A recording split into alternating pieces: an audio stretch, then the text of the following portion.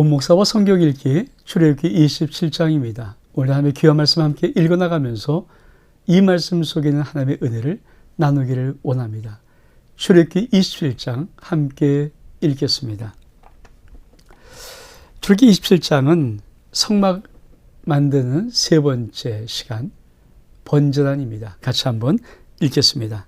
너는 조각목으로 길이가 5규빗, 넓이가 5규빗 제단을 만들되 네모 반듯하게 하며 높이는 3규빗으로 하고 그 네 모퉁이의 뿔을 만들되 그 뿔이 그곳에 이어지게 하고 그 제단 노스로 싸고 재를 담는 통과 부삭과 대야와 고기 갈고리와 불 옮기는 그릇을 만들되 제단의 그릇을 다 노스로 만들지며 제단을 위하여 노스로 그물을 만들고 그 위 네 모퉁이의 놋고리 넷을 만들고 그물은 제단 주위의 가장자리 아래곳 제단 절반에 오르게 할지며 또 그 제단을 위하여 채를 만들되 조각목으로 만들고 놋으로 쌀지며 제단 양쪽 고리에 그 채를 꿰어 제단을 매게 할지며 제단은 널판으로 속이 비게 만들되 산에서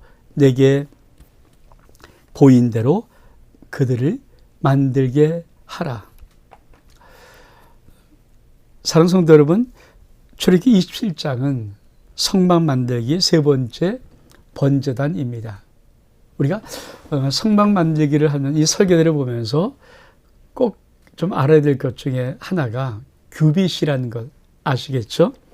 네, 규빗은 요 팔꿈치에서부터 엄지요, 이 중지의 손가락까지의 길이, 그래서 1규빗이 보통 46.5cm라고 합니다. 일반적으로 그냥 평균 치면 50cm 이렇게 뭐 생각해도 되겠습니다. 또 하나, 성막을 만들면서 아주 중요한 것 중에 하나가 뭐냐면은 바로 조각목입니다. 이 조각목이 무엇인가를 또 알아야 우리는 성경을 이해하는데 아주 쉽습니다. 오늘 볼까요? 넌 조각목으로 만드는 것, 번제단 조각목으로, 진설병도 조각목으로, 법궤도 조각목으로. 자, 이 조각목이 무엇인가? 우리 한번 그림을, 사진을 좀 볼까요? 조각목입니다. 자, 이 나무가 조각목, 즉 시띠 나무라고 합니다. 그러니까 시띠 나무를 가리켜서 성서에서 조각목이라고 하는데 성지에 그냥 널려져 있는 나무 중에 하나입니다. 근데 야생적이지만 아주 생명력이 강하다는 특징이 있습니다. 왜 조각목으로 만들까요? 이 조각목이 갖고 있는 영적인 의미가 몇 가지가 있기 때문입니다. 우리 조각목이 어떤 거라면, 그렇죠. 아까 좀 멋진 그림을 봤지만 이게 조각목입니다. 조각. 쓰러져 버리고 있는 이 나무, 이게 조각목이거든요. 이 나무를 뚱뚱뚱 잘라서 만드는 거예요. 다시 말하면 볼품이 없습니다. 그래서 조각목으로 만든다는 이 조각목의 의미 중에 제일 첫 번째 중요한 의미는 바로 예수 그리스도의 인성. 그는 볼품이 없었거든요. 그래서 사람들이 흠모할 만한 것이 예수 그리스도 안에 없었다. 예수 그리스도의 외모적인 모습에 없었다는 것. 그러니까 예수 그리스도의 인성을 나타내는 것이 첫 번째 의미고, 두 번째는 우리 인간, 예수를 만나기 전에 우리 인간 같은 것이 광야에, 그냥 들판에, 그냥 산에 버려져 있는 그런 나무들, 그냥 쑥쑥 자라는 나무들, 뭐 백향목처럼 아주 고급스, 그냥 나무들, 이 조각목 같은 인생이거든요. 근데 그 조각목 같은 인생, 우리의 심령을 우리 하나님께서 거기다가 황금으로 입히고 법궤를 만들 수 있고, 그렇죠? 노수로 입혀서 번제단 만들 수 있고, 정말 금으로 입혀서 진설병의 상을 만들 수 있는 것. 다시 말하면 아무것도 아닌 조각목 같은 버려진 우리 인생 속에 하나님이 어떤 은혜를 부어주시에 따라서 우리 인생이 놀랍게 바뀌는 것.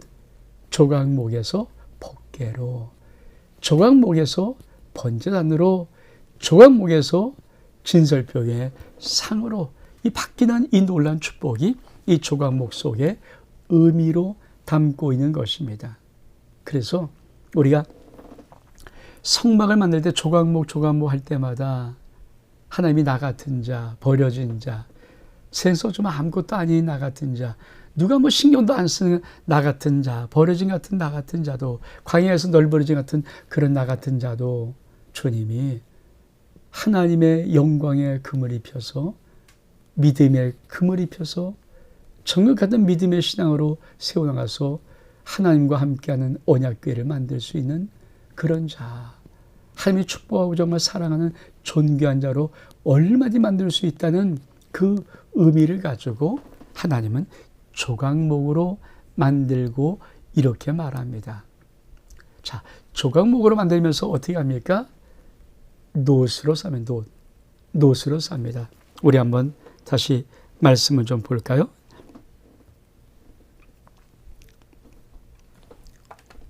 자, 조각목으로 만들고 네모 반듯하게 만들지만 놋으로 쌉니다. 놋으로 쌉니다. 여러분, 일단 번제단의 그림을 보면서 한번 이것이 어떤 의미인가를 한번 보기를 원합니다. 사실 자, 이게 번제단이에요. 번제단.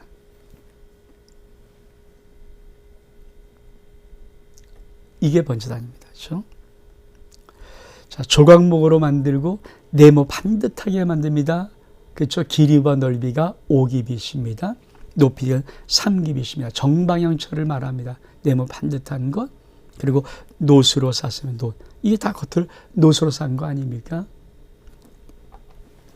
첫 번째, 네모 반듯한, 그래서 성경도 네모 반듯하다고 말하는 것은 하나님의 공의로움을 상징하는 말입니다. 왜 번제단을 만들까요? 죄 있는 자가 하나님 앞에 나올 수 없거든요. 그래서 이 이스라엘 백성의 백성들은 이 번제단에는 양을 잡거나 소를 잡아서 번제단 화목제로 올려드림을 통하여서 내 죄가 용서함 받았습니다. 왜? 공의로운 하나님 앞에 죄를 갖고 나올 수 없으니까. 다시 말하면 이 번제단은 예수 그리스도의 십자가를 말하고 있습니다. 왜 예수 그리스도의 십자가가 하나님의 공의입니까? 하나님이 우리를 그냥 용서해 줄게 말로 못하는 거예요.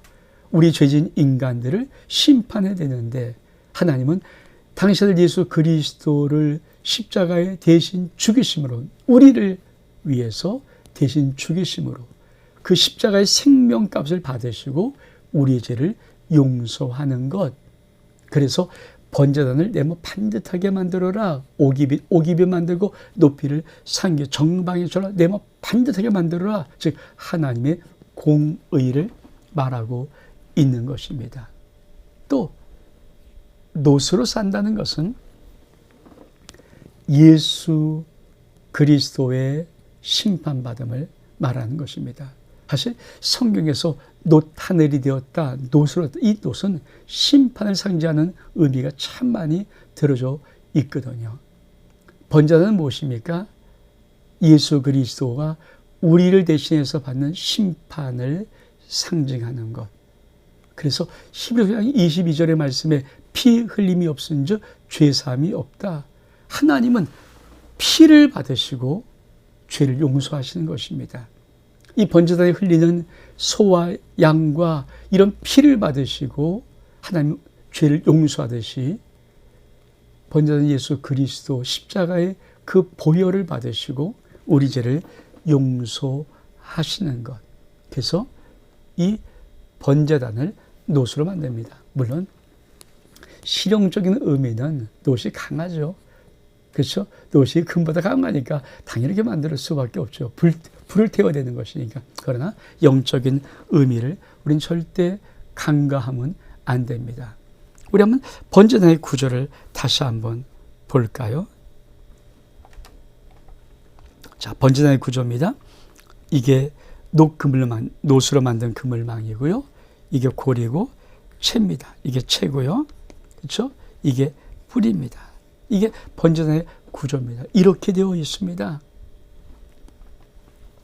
사랑하는 성도분, 여기서 참 중요한 것, 번제단의 네 모퉁이에다 뿔을 만듭니다.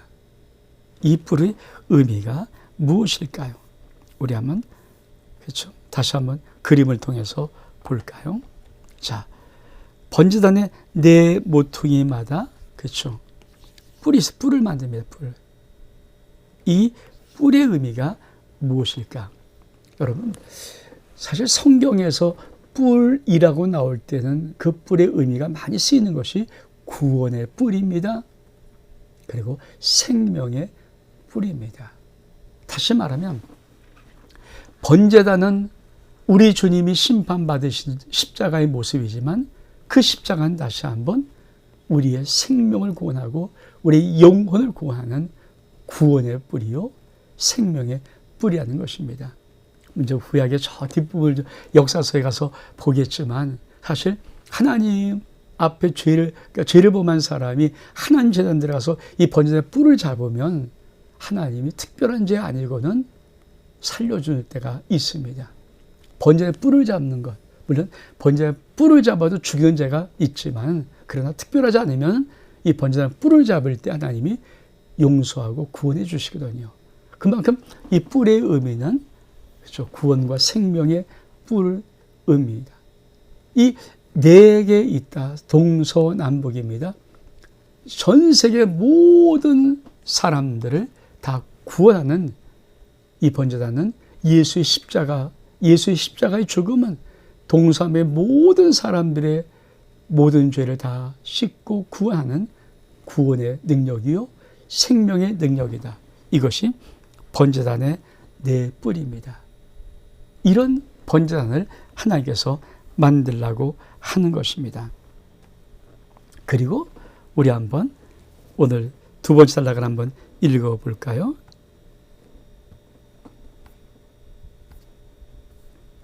그렇죠. 두 번째 단락은 성막의 뜰입니다. 같이 한번 읽겠습니다.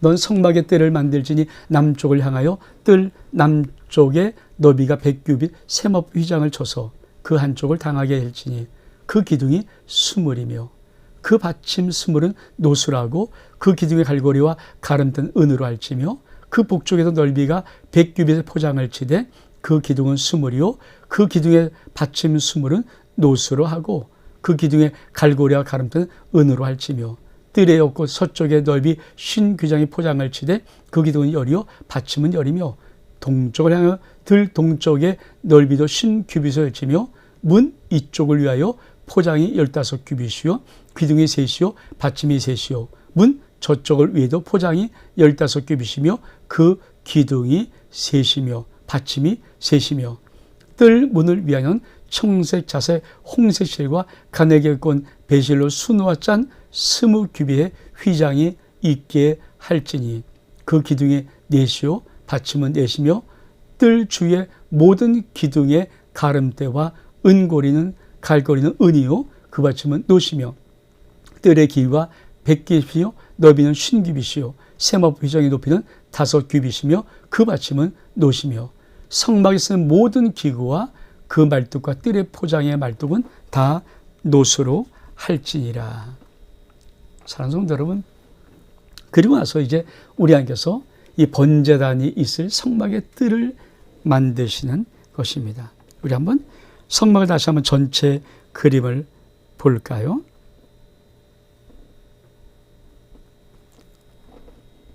자, 그렇죠? 이게 성막의 뜰이거든요. 그러니까 번제단과 물두멍이는 이게 성막의 뜰인데 성막을 위해서 이걸 만들었다는 거. 이거를. 그러니까 이게 100규빗입니다. 이게 50규빗입니다. 이거를 만들었다는 거예요. 그리고 요 성막문, 동쪽을 향해서 성막문, 동쪽을 향해서 성막 문을 만듭니다. 근데 여기 보니까 20규빗. 여러분, 이게 하나님께서 만드시는 이 성막의 모양입니다. 그러니까 이걸 다 그리고 있어야 되는 거죠. 그리고 하나님은 이 문을 하나를 만드세요. 문 하나. 우리 같이 한번 다시 볼까요? 자, 하나님께서 뜰 문을 위해서 청색, 자색, 홍색 실과 가늘게 꼰 배실로 수놓아서 20규빗의 휘장이 있게 할지니라. 자, 50규빗 안에 동쪽으로 향한 문 하나가 있는데 20규빗입니다. 그러니까 결코 작지 않습니다. 구원으로 이르는 문은 딱 하나의 문이고, 그러니까 성막을 들어가려면 이 문을 통과하지 않고 들어갈 수가 없죠. 근데 이 구원의 문은 오로지 하나입니다. 그렇죠? 예수 그를 통해서 아니면 구원에 이를 수 없죠. 그래서 내가 그 길이요, 내가 그 진리요, 내가 생명이니 나로 말미암아 아버지께 올 자가 없느니라. 맞습니다. 근데 구원의 문은 넓습니다. 그러니까 좁지 않습니다. 그러니까 이게 성막을 만들었던 하나님의 의도입니다. 구원의 문은 넓다. 우리가 이 성막들을 두 번째 출애굽기 27장에서 볼 수가 있는 것입니다. 마지막 부분을 좀 볼까요? 마지막 부분은 등불 관리입니다. 너는 또 이스라엘 자손을 명령하여 감나무로 짠 순수한 기름을 등불을 위하여 내게로 가져오게 하고 끊이지 않게 등불을 켜되 아론과 그의 아들들로 회막앗 증거궤 앞 휘장 밖에서 저녁부터 아침까지 항상 여호와 앞에 그 등불을 보살피게 하라. 이는 이스라엘 자손이 대대로 지킬 규례이니라. 사랑하는 성도 여러분, 그리고 나서 이제 이 등불을 아침부터 저녁까지 계속 제사장으로 켜놓으라고 말하는 것입니다. 우리 한번 그렇죠? 그 그림을 보면 이 그림입니다. 그렇죠? 이게 제사장이 계속해서 등불을 켜놓는 겁니다. 언제부터? 아침부터 저녁까지. 여러분, 이 등불은 성령의 조명을 의미합니다. 성령의 조명, 그러니까 우리가 성령의 인도함 받는 것은 아침부터 저녁까지 계속 이 성령의 인도함을 받아야 되죠. 근데 이 등불은 뭡니까? 아주 순결한 것으로 만드는 거예요. 다시 한번 우리 볼까요? 말씀을.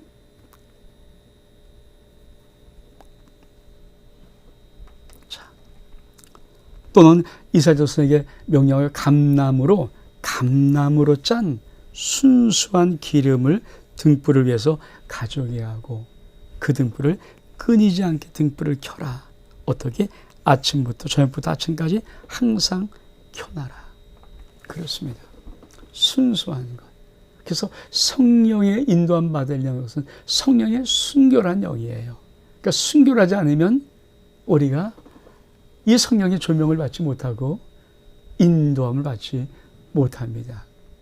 사랑하는 성도 여러분, 이게 하나님께서 성막을 이렇게 만드시는 거예요. 물론 이제 몇 가지 더 하나님께서 저 뒤에 말씀하실 것이 있죠. 물두멍도 안 하고 분향단도 나와야 되니까. 그러나 어떻든 하나님이 이렇게 전적인 모습으로 성막을 만들어 가시는 것입니다.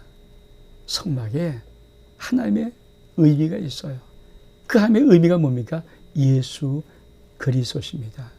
예수 그를 통한 구원의 놀라운 비밀이 이 성막 속에 담겨져 있습니다. 우리가 이 성막을 잘 통해서 가슴 속에 새길 때 우리의 인생 속에 예수 그리스도의 은혜가 넘치는 역사가 있기를 주 이름으로 축복합니다. 원목사와 성경 읽기 출애굽기 27장 여기서 마칩니다. 샬롬.